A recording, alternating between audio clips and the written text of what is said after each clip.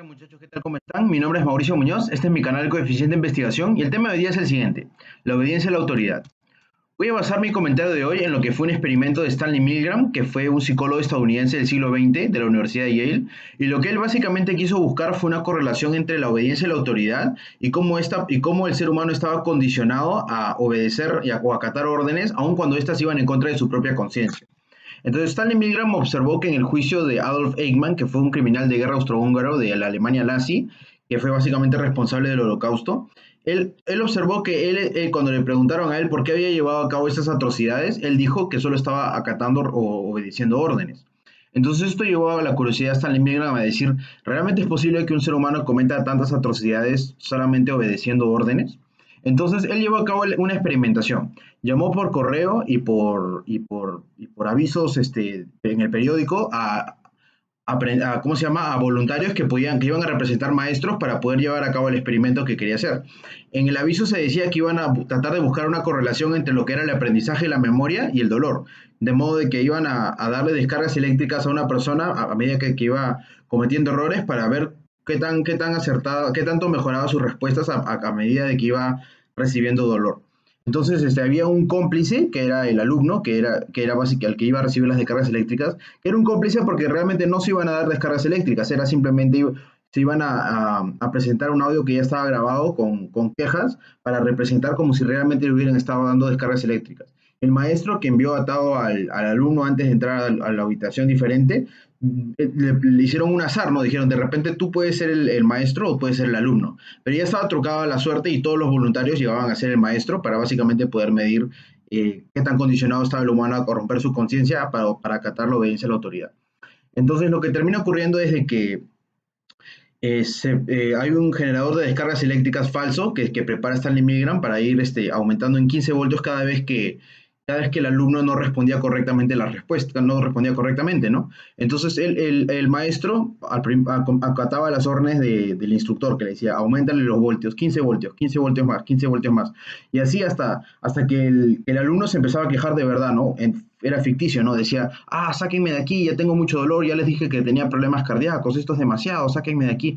Y básicamente la hipótesis que tenía Stanley Milgram era que entre el 1 o el 3% de los voluntarios, solamente uno iba a llegar al máximo, los demás se iban a retirar antes de que, cuando se daban cuenta de que eso realmente impactaba en su conciencia y que estaban haciéndole daño a otra persona. Pero también se les condicionó a los voluntarios a decir de que toda la responsabilidad iba a caer sobre la autoridad. De modo que eso también es un poco la idea de que se deshacían de la responsabilidad y por lo tanto por eso podían más o menos engañar a su conciencia con decir de que ellos no eran culpables de lo que estaban haciendo. Pero lo que termina pasando es de que el 100% llega hasta los 300 voltios y el 65% llega hasta los 450 voltios, que de haber sido un experimento real hubiera matado a la víctima en este caso al alumno. Lo que demuestra que hay un condicionamiento muy grande entre las personas a obedecer a la autoridad, aun cuando ésta va en contra de su propia conciencia. Los alumnos se quejaban, no, ya no puedo más, no estoy aprendiendo nada, simplemente estoy sintiendo dolor. Y hubo un punto en el que dejaron incluso de emitir sonido, o sea, ya no se quejaban como si hubieran estado inconscientes. Y básicamente los maestros que violaron los voluntarios seguían dando descargas eléctricas. Entonces es muy interesante a qué conclusiones podemos llegar con un experimento tan interesante, ¿no? Porque demuestra que el ser humano tiene una predisposición a obedecer a gente que ve como competente, ¿no? Un doctor con una bata, un político en un terno, un bancario con su terno también. Entonces, ¿qué predisposición tiene el hombre de demostrar su debilidad y de obedecer ciegamente a alguien que le está dando órdenes solo porque tiene autoridad? Entonces, es interesante, ¿no? Yo creo que se pueden aprender muchas cosas.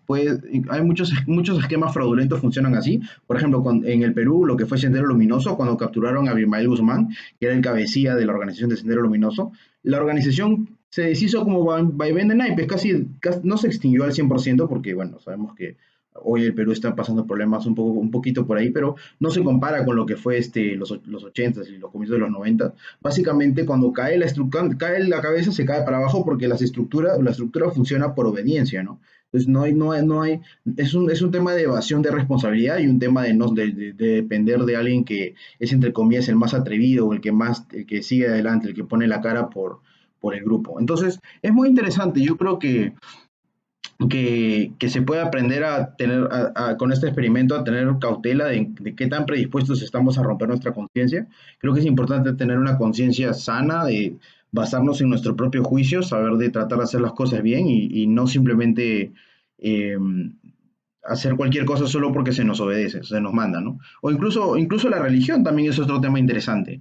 Puede haber, por ejemplo, un esquema donde hay un profeta o un líder que es un líder espiritual y le dice a sus súbditos, obedezcan, hagan lo que yo les digo y van a estar con Dios, van a estar con el Señor. Entonces, de esta manera también se puede engañar, ¿no? Uno puede tener ese poder como tiene una autoridad que es reconocida por una mayoría, las personas terminan dando estas órdenes, aunque duden, aunque no estén seguros de lo que están haciendo.